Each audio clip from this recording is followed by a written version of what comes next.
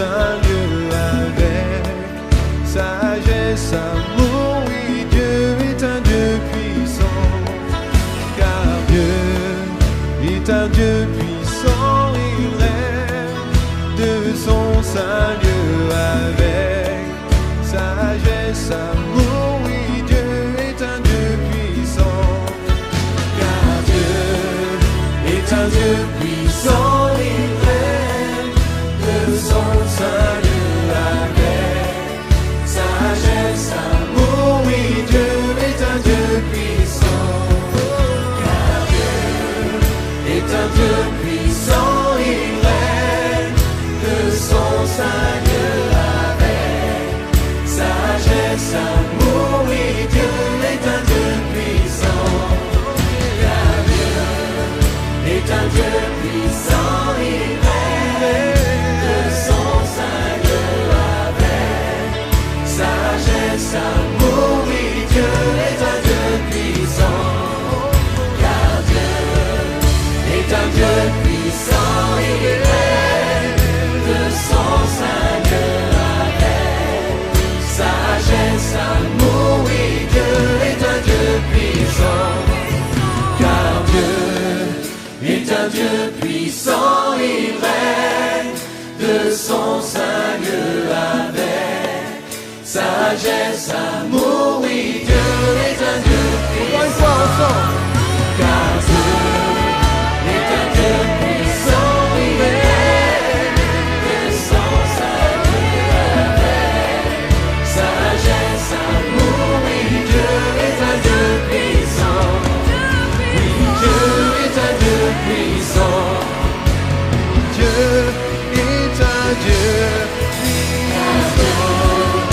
est un Dieu puissant, il règne de son saint Dieu avec sagesse, amour, oui, Dieu est un Dieu puissant, car Dieu est un Dieu puissant, il règne de son saint Dieu avec sagesse, amour, oui, Dieu est un Dieu puissant.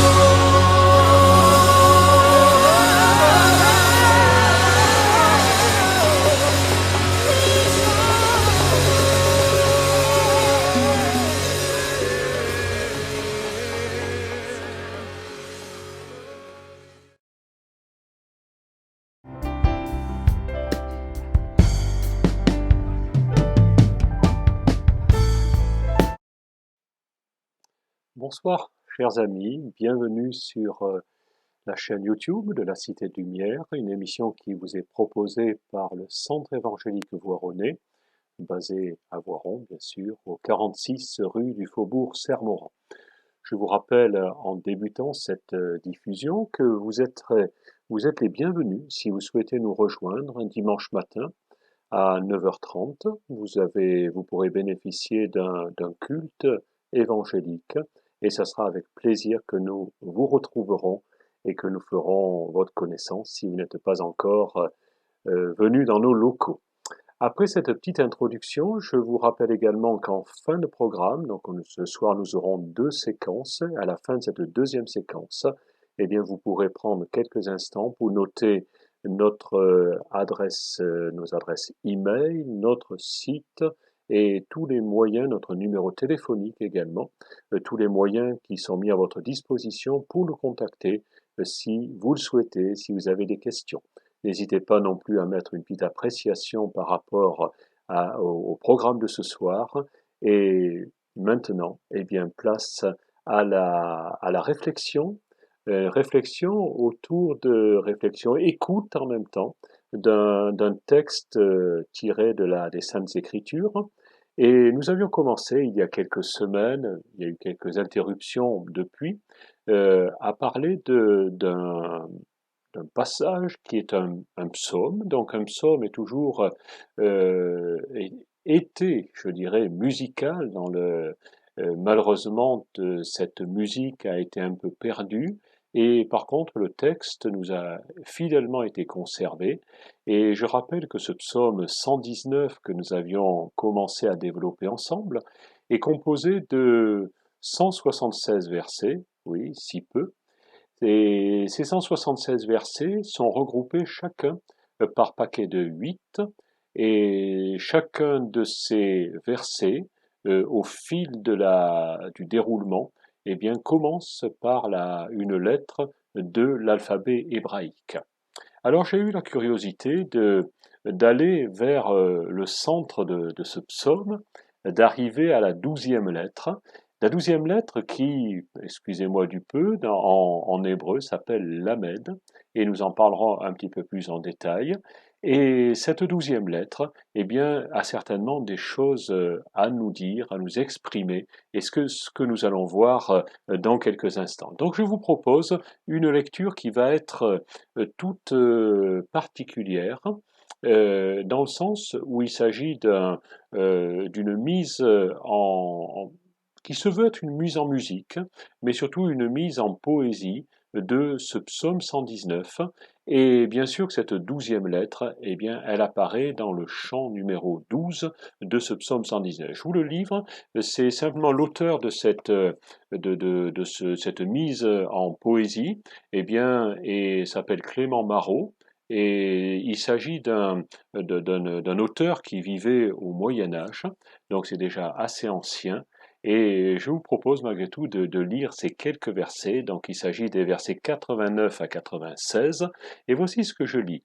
L'éternité de tout ce que tu dis est à jamais, éternel Dieu, gravé dans ce haut ciel que tu créas jadis. Ta foi d'un siècle à l'autre est approuvée. Témoin la terre, assise dans les airs, où ferme et stable elle est toujours trouvée. Même aujourd'hui, on voit tout l'univers persévérer sous ta sainte conduite.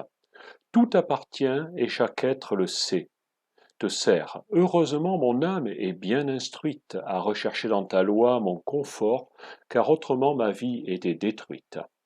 Le souvenir et le grand réconfort de tes décrets ne cessent jamais d'être. Tu m'as tiré grâce à eux de la mort. Je suis à toi, je n'ai pas d'autre maître. Délivre-moi, car c'est ta volonté. Ce sont tes lois que je cherche à connaître. Par des méchants, je suis toujours guetté, mais cependant, à la pure doctrine de tes statuts, mon cœur est arrêté.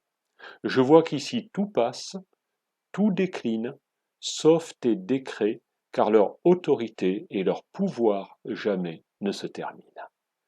Voici en quelques vers traduit quelques versets cette fois-ci du psaume 119, et j'apprécie cette façon de voir les choses dans le sens où si je devais vous réciter ce psaume dans la langue originale, vous n'y comprendriez certainement pas grand-chose, à moins que vous ne soyez hébraïsant, mais grâce à Dieu, allons-nous dire, nous avons cette possibilité d'avoir une traduction, une autre, une présentation poétique, une présentation musicale, et tout est fait pour que nous puissions aller vers ces saintes écritures avec la plus grande facilité, je dirais. Et lorsque je vais un petit peu plus loin dans ce psaume 119, j'ai eu la curiosité de le lire du début à la fin. Je vous dirai que je l'ai lu plusieurs fois avant de vous en parler. Et j'ai découvert que, au fil de ces textes, de ces versets, reviennent plusieurs désignations pour les Saintes Écritures, pour la parole de Dieu. Il s'agit de préceptes, il s'agit de lois. Il s'agit dans l'original de Torah, qui veut dire loi, mais pas au sens législatif que nous avons l'habitude de connaître. Il s'agit également d'observation, il s'agit de commandement, entre autres. Et ce mot commandement va certainement vous dire quelque chose, même si vous n'êtes pas judaïsant. Eh bien, il se prononce dans l'original mitzvah, au singulier, ou mitzvot au pluriel. On va s'arrêter quelques instants là-dessus, et vous allez découvrir l'importance que ce mot qui revient régulièrement. Il revient dans la quasi-totalité de ces groupes de 8 versets, sous la forme de mitzvot et qui a été traduit en général par commandement, tes commandements, ou alors à un certain moment il a été traduit par ton commandement. Et je m'arrête là-dessus parce qu'il y a encore une particularité. Rien n'est laissé au hasard dans les Saintes Écritures. Et cette particularité, c'est que ce mot de mitzvot, ou exceptionnellement une seule fois de mitzvah, se trouve 22 fois dans ce psaume 119. Autant que de correspondant au nombre des lettres de l'alphabet hébraïque. Autrement dit, encore un clin d'œil, je dirais, du rédacteur combien inspiré de ce psaume. Il nous a dit, voilà, j'ai eu en plus disons, la délicatesse de vous faire un petit cadeau, excusez-moi, un petit cadeau de ces 22 fois le commandement, ou les commandements. Excusez-moi. Et ce soir, nous n'allons pas nous y arrêter plus que cela, mais voyez-vous, lorsque plus je découvre la parole de Dieu, les Saintes Écritures, plus je suis captivé par ces délicatesses qui sont là et qui me font dire que rien n'est laissé au hasard. Ni le nombre de versets de ce psaume 119, 176, 8 fois 22, ni le nombre de ce mot mitzvot, commandement, 22 fois, autant que de lettres hébraïques, comme si ces lettres avaient un message à nous communiquer. Et il y a effectivement un message. Ce mot de lamed est ni plus ni moins que, dans l'original, veut dire apprendre, donc apprendre de quelqu'un, apprendre à quelqu'un, autrement dit enseigner, donc il y a la réciproque qui est là. Et si vous alliez un jour dans le pays d'Israël, vous verriez certainement ce mot lamed bien en évidence. Savez-vous sur quel support? Ni plus ni moins que sur le support, sur le petit panonceau des auto-écoles. Autrement dit, ce mot lamed, apprendre à conduire, et j'irais même jusqu'à dire apprendre à se conduire, est important. Il est positionné au niveau de l'alphabet comme étant la 12e lettre, donc quasiment au milieu de cet alphabet.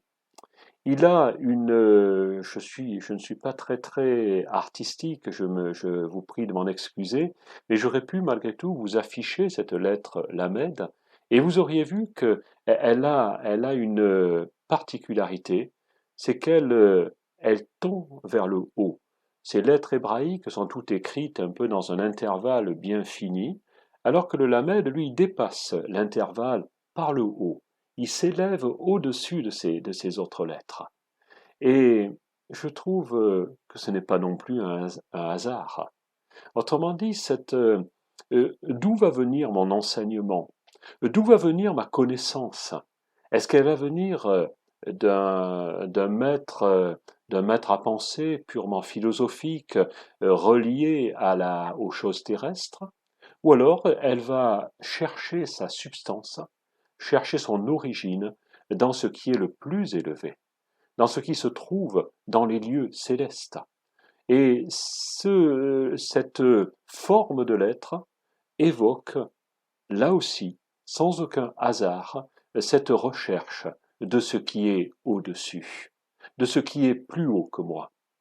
Et si toute ma connaissance est basée sur ma seule cervelle, sur ma seule intelligence, sur mes seules capacités, sans que je n'ai recours à des personnes plus instruites que moi, je vais rapidement me lasser, je vais rapidement m'épuiser, et rapidement je cesserai de m'instruire, et à plus forte raison, eh bien je cesserai de communiquer mon savoir à d'autres.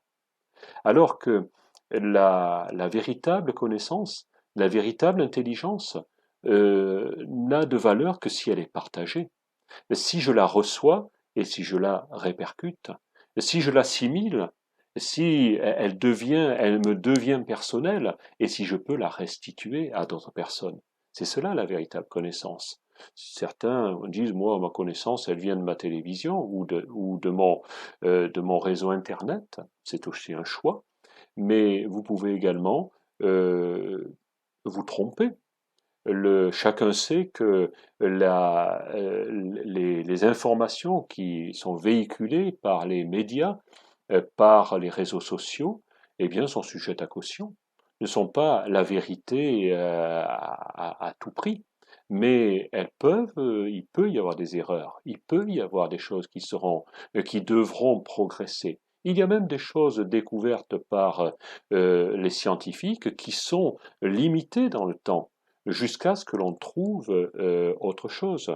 Il y a quelque temps, nous avions un certain nombre de planètes dans notre système solaire et on s'est aperçu qu'il y en avait une qui était en trop.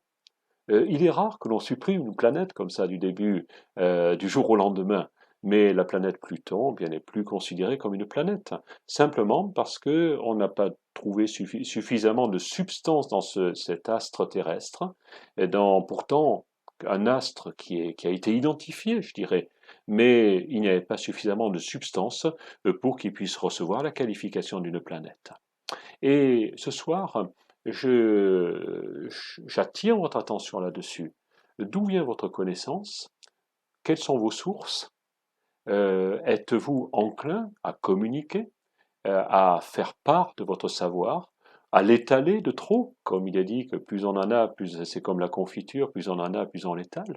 Mais ne tombons dans aucun de ces travers, et soyons de ceux qui savent aller à la source de la connaissance et qui savent également la restituer correctement. Je vous propose une petite pause musicale et on se retrouve tout à l'heure dans quelques instants. Au milieu de nous.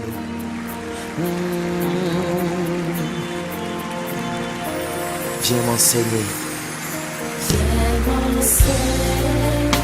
Viens m'enseigner à te connaître, à te connaître. Viens m'enseigner. À te connaître,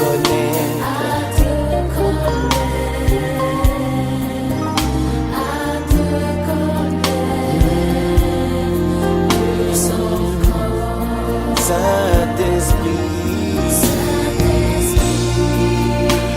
nous t'invitons, nous t'accueillons parmi nous. Saint-Esprit, nous avons soif de ta présence. Remplis-nous, viens m'enseigner à te connaître, à te connaître. À connaître tes pensées. Je veux être l'homme selon ton cœur, papa. Esprit de Dieu, viens m'enseigner à te connaître au plus encore.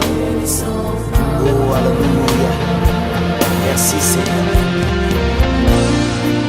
Continue d'exalter l'esprit dans ton cœur, qu'il ressente en toi ta soif de sa présence. Demande-lui de te remplir jusqu'à débordement. Oh, alléluia. Oh mon frère, ma soeur, il te sera donné selon la mesure de ta foi. Oh Saint-Esprit, viens remplir mon cœur.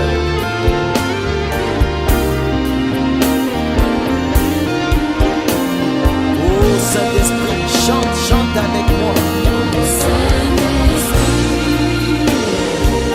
Nous t'invitons, nous t'accueillons. Oh, parmi nous,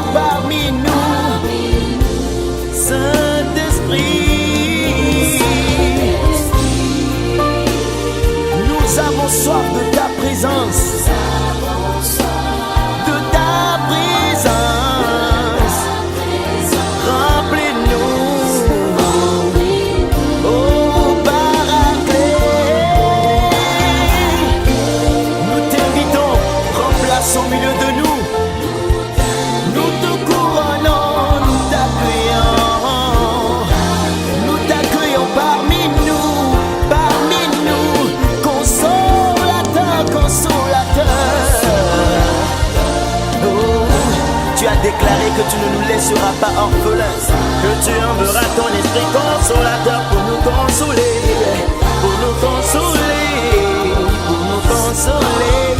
Remplis-nous, remplis-nous, Esprit du Dieu vivant. Nous t'invitons, nous t'accueillons. Parmi nous, esprit de vie, prends place au milieu de nous. Nous avons soif de ta présence, Esprit du Dieu vivant. Yeah. J'ai soif de ta présence, j'ai soif de ta présence. Yeah, yeah. Oh, alléluia. Oh, Saint-Esprit, remplis-nous. Viens m'enseigner à te connaître, à te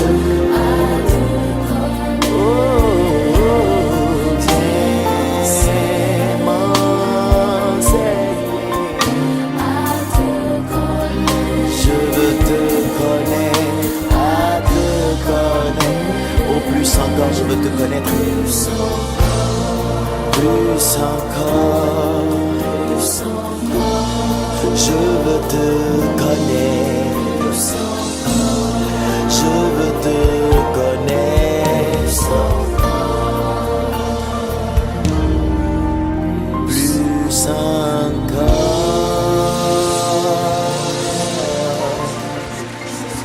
Merci Seigneur.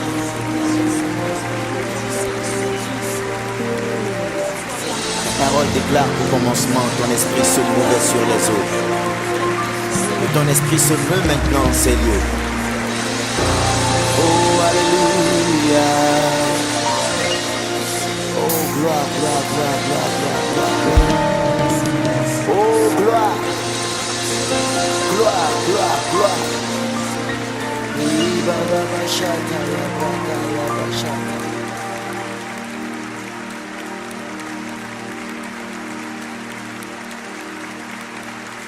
Oh, bonsoir, chers amis. Je vous retrouve après cette petite interruption musicale et nous continuons notre approfondissement de ces quelques extraits, versets du psaume 119, qui est le plus long chapitre également des Saintes Écritures, et également le plus long chapitre, le plus long psaume que l'on trouve donc dans notre Bible. Certains l'appellent, c'est le psaume 118 dans certains cas, donc si vous ne trouvez pas la longueur, eh bien sachez que c'est le plus long. Voilà, tout simplement. Et j'ai eu la curiosité d'aller un petit peu plus loin dans cet approfondissement, dans cette recherche de la compréhension du texte biblique, en me disant que si chaque verset commence dans le groupe que nous avons choisi par une lettre qui est un lamed, un L, si vous voulez, eh bien, chaque verset doit pouvoir nous dire quel est le premier mot, ou les premiers mots qui se trouvent en leur début, pour que nous puissions un petit peu mieux comprendre. Donc je vous propose de simplement en faire la lecture simplement, et voilà ce que je trouve. À toujours, ou pour toujours, ô Éternel, ta parole subsiste dans les cieux. Ce verset 89, eh bien, commence par cette affirmation que la parole de Dieu, ce que Dieu dit, ce que nous savons que la parole de Dieu est créatrice également, et ce verset nous affirme qu'elle est éternelle, qu'elle subsiste à toujours.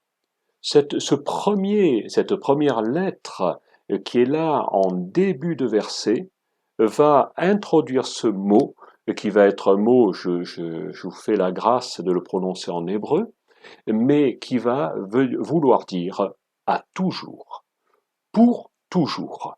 Et je trouve que c'est une belle affirmation que d'avoir cette idée que nous ne sommes pas avec des choses passagères, mais avec des choses éternelles, avec un texte qui ne va pas, on ne va pas dire maintenant, on a trouvé mieux, on va l'abandonner. Il dure depuis que l'imprimerie existe, mais également depuis que la révélation aux hommes existe, mais également même avant l'arrivée de l'homme sur la terre, pour toujours, la parole de Dieu existe. Et nous allons trouver ce même aspect, cette même affirmation, 4 versets plus loin, et nous allons voir que il est encore dit que je n'oublierai jamais tes statuts. Et il y a au début de ce verset, de ce 4e verset du petit groupe de 8 versets, il y a à nouveau cette affirmation. Mais cette fois-ci, elle s'adresse à celui qui lit ou à celui qui s'exprime. Le premier verset disait, la parole de Dieu, elle dure toujours. En gros, elle est éternelle, infaillible. On peut s'y fier. Et cette fois-ci, celui qui prononce ces paroles va dire, mais pour toujours, moi-même, je n'oublierai, je penserai jamais, à jamais, c'est tourné dans le français, ça se dit à jamais, je n'oublierai jamais, je n'oublierai tes préceptes. Autrement dit, ce toujours qui est là-haut, perché dans les cieux, qui est perché dans l'intelligence du Dieu Tout-Puissant, eh bien, trouve un répondant dans celui qui est en train de lire ce texte, et qui va dire, mais moi, à toujours, à partir de maintenant, puisque je ne peux pas refaire mon passé, mais par contre, je peux agir pour mon avenir. Et pour toujours, eh bien, je fais en sorte de ne pas oublier ta parole, de ne pas oublier tes statuts, car c'est par eux que tu me fais vivre. Autrement dit, si j'ai envie de vivre, eh bien, j'ai cette ressource qui est d'aller vers ce que la parole de Dieu m'enseigne. Enseigner, ce mot lamed veut dire enseigner, veut dire instruire. Et puis le verset suivant, le verset 90, nous allons du 89 au 96, va prononcer une autre affirmation de façon un peu différente, mais tout autant réelle. Nous avons dit que c'était pour toujours ta parole existe dans les cieux, et le deuxième verset va nous dire de génération en génération, c'est cette notion d'éternité qui revient, cette notion de continuité, eh bien ta fidélité, elle dure. Elle est durable, elle est vivante, elle est efficace de génération en génération. Peu importe la façon dont les hommes qui nous ont précédés ont vu les choses, les hommes de la Révolution de 1789 ont vu les choses différemment de la Révolution de mai 68, les hommes du Moyen-Âge ont conçu les choses différemment des hommes du XXIe siècle, mais de génération en génération, eh bien, la fidélité du Dieu Tout-Puissant reste acquise. Et cela commence toujours par cette même lettre qui va chercher sa source dans la hauteur et qui va nous la communiquer et pour laquelle l'écrivain de ce psaume va dire « mais pour toujours, moi aussi, eh bien je veux respecter tes préceptes ». Si je continue au 3e verset, eh bien, je vois cette fois-ci que ce mot, cette lettre à nouveau, qui est encore une fois la même au début du verset, elle va concerner les ordonnances de Dieu, ce que Dieu a ordonné. Et ce qu'il est dit, c'est d'après tes ordonnances, selon tes ordonnances. Selon tes ordonnances, les choses subsistent aujourd'hui. Ce qui est dans les cieux, ce qui existe de toute éternité, qui existe de génération en génération, eh bien, c'est affirmé comme étant durable. Mais maintenant, le psalmiste, puisqu'on l'appelle ainsi, celui qui a écrit ce psaume, va dire, mais c'est selon tes ordonnances, selon ce que tu as mis en place, eh bien, les choses subsistent aujourd'hui, car elles sont toutes à ton service. On ne va pas trop s'étendre dessus, on pourrait beaucoup l'approfondir, mais je me focalise ce soir plutôt sur le fait que chacune de ces lettres n'est pas mise au hasard, comme quand on était gamin, on ne pouvait dire à notre professeur, mais voilà, j'ai fini le poème que vous m'avez demandé de le créer, j'ai mis n'importe quoi à la fin du vers parce qu'il fallait que ça rime. Mais c'est pas cela. On sent qu'il y a une profondeur dans la présence de cette lettre qui veut dire enseigner. Et quand je continue, Eh bien, les choses vont encore plus loin. Au verset 92, si ta Torah, j'emploie à dessein le mot Torah, c'est une loi qui n'est pas une loi juridique, mais une loi qui est l'ordre des choses que Dieu a mis en place, qui est représenté dans nos Bibles par les 5 premiers livres de la Bible. Si ta Torah n'avait fait mes délices, j'aurais alors péri dans mon malheur. Et là, ce verset commence par simplement cette si ne pas. Si ne pas ta Torah avait fait mes délices, excusez-moi, c'est peut-être un petit peu un langage, un charabia qui est un peu primaire, mais c'est comme cela que cela se dit. Si ne pas, si ta Torah n'avait pas fait mes délices, eh bien, j'aurais péri dans mon malheur. Autrement dit, ce que nous pouvons penser qui est superflu, nous disons, je n'ai jamais lu ces 5 premiers livres de la Bible, mais ce soir je vous invite à les lire. À les lire attentivement, et non pas à les lire, mais à vous en nourrir.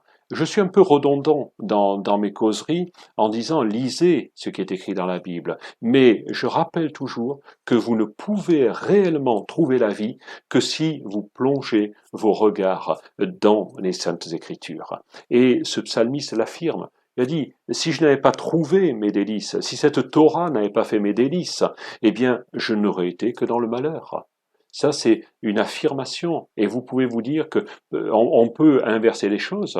Est-ce que parfois, les hommes ne rencontrent pas le malheur simplement parce qu'ils n'ont pas consulté les textes, qu'ils devaient être consultés? L'apôtre Jacques, qui a écrit largement plus tard, a pu dire si quelqu'un ne plonge pas, celui qui aura plongé ses regards dans la loi parfaite, qu'il va qualifier de loi de liberté, s'il vous plaît, donc ce n'est pas un esclavage, eh bien celui-ci sera heureux dans son activité. Autrement dit, il va trouver une forme de bonheur et non pas la forme de malheur qui est présentée dans ce texte.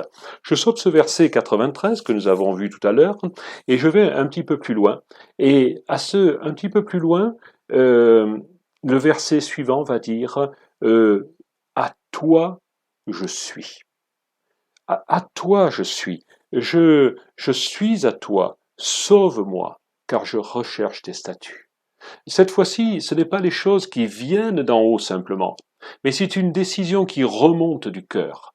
Et celui qui écrit va dire, mais je suis à toi, toi mon Créateur, toi en qui j'ai confiance. Certains d'entre vous vont peut-être dire, mais moi je n'y crois pas. Moi j'y crois. Et je vous le dis simplement en cette position, vous pouvez à ce moment-là peut-être poser des questions nous laisser quelque chose sur le téléphone, sur la boîte email, pour dire, je voudrais comprendre un peu mieux cette chose-là, et si cela m'est transmis, je pourrai vous y répondre. Je suis à toi. Et si je suis à toi, tu peux me sauver, et je recherche en plus tes statuts, ce que tu as mis en place. Je vais un petit peu plus loin, et les choses vont se gâter, parce que alors que le psalmiste va dire « Je suis à toi, mon Créateur », eh bien, de l'autre côté, il ne va pas être ignorant du fait que tout le monde n'est pas en accord avec lui.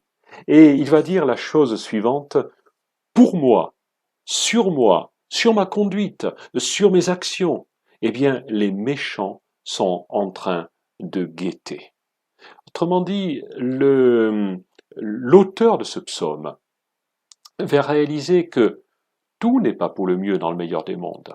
Et si sa ressource, il sait où la trouver, c'est qu'il y a une bonne raison. Et c'est que cette bonne raison, c'est que tout n'est pas facile.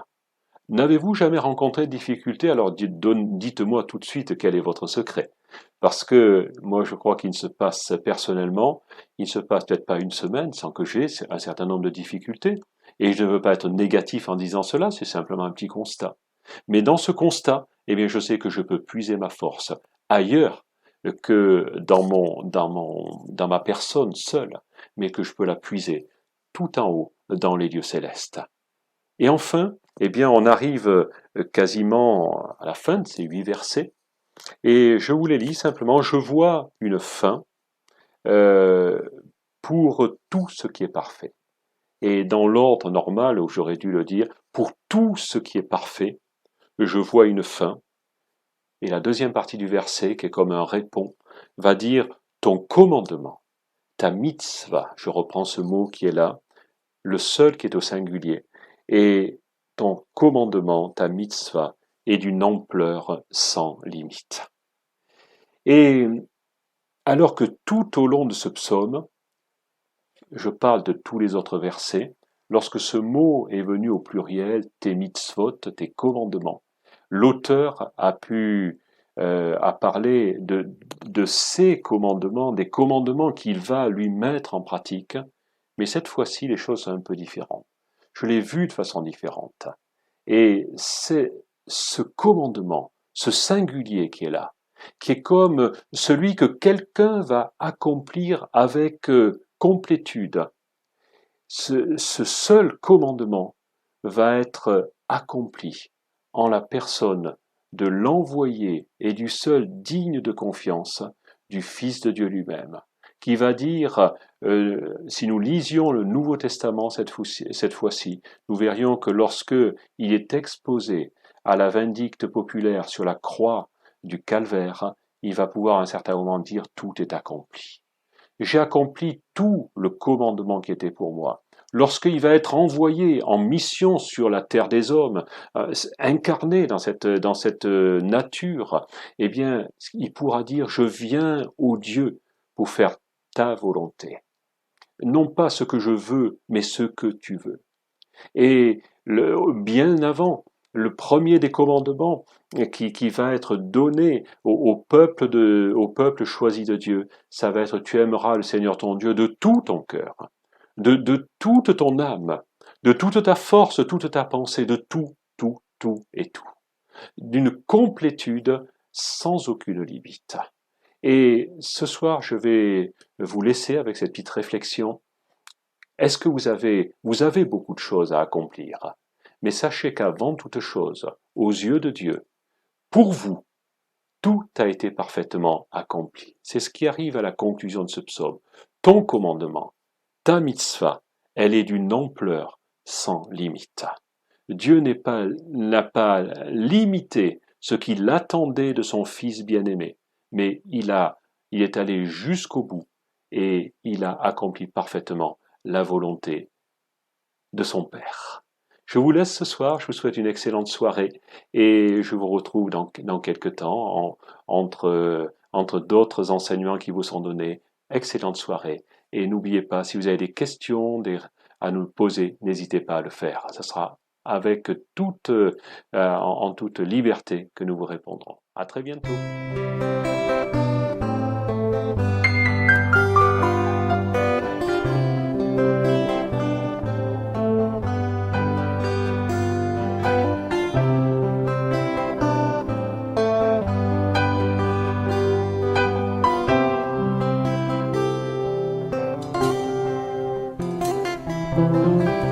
Car il est venu combler mon cœur de la joie qui me rend toujours vainqueur.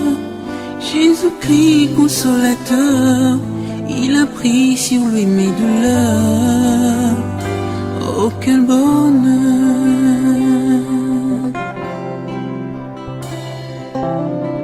Il descend voix douce, il me dit je t'aime. Viens décharger sur moi tes peines et laisse-moi te tenir la main, car je sais où je t'emmène. Je suis la même. Une bonne nouvelle pour tous les déçus. Il a mieux que tout ce qu'on a perdu, car il n'y a pas que tout ce qu'on a vu. Son trésor n'est pas dépourvu, et il a tout prévu. Il a mis l'espoir dans tous les cœurs brisés, et promet la joie à tous les méprisés. Il éteint la rage de celui qui dévore, fait passer l'orage, refait le décor. Jésus le réconfort de tous les rejetés, la gloire de racheter. En lui je vis de nouveau. nouveau. Même au comble du désespoir, Jésus peut changer ton histoire. Oh, il viendra essuyer les larmes de tes yeux. Oh, oh, oh, arroser ton âme de la rosée des cieux. Jésus, Jésus, rocher de mon salut. Oh, Jésus, rocher de mon salut, ma consolation. En ton sein je veux rester, tes desseins les partager. Oh mon berger.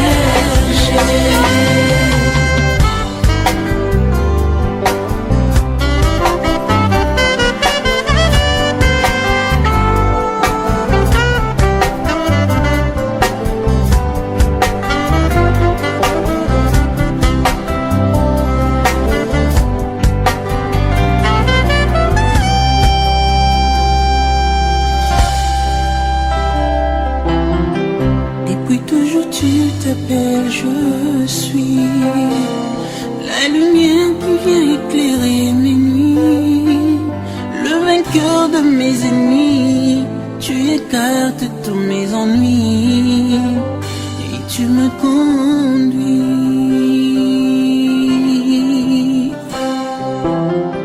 Et lorsque je perds tous mes repères, la peur me fait tout refaire, en lui j'espère trouver repère. Sur la croix Jésus a souffert pour que je prospère.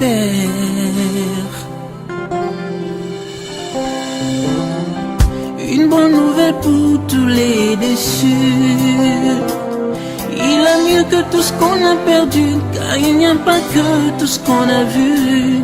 Son trésor ne pas dépourvu, et il a tout prévu. Il remet l'espoir dans tous les cœurs brisés, et promet la joie à tous les méprisés. Jésus, il éteint la rage de celui qui dévore, fait passer l'orage, refait le décor. Jésus, le confort de tous les rejetés, la gloire de racheter, en lui je vis de nouveau, et rien n'est si beau. Même au comble du désespoir, Jésus peut changer ton histoire.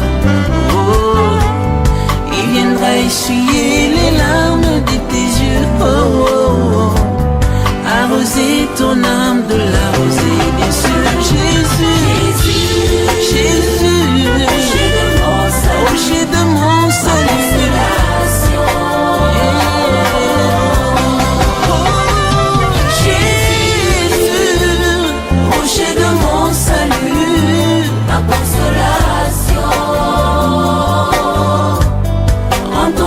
je veux rester, tes desseins les pas.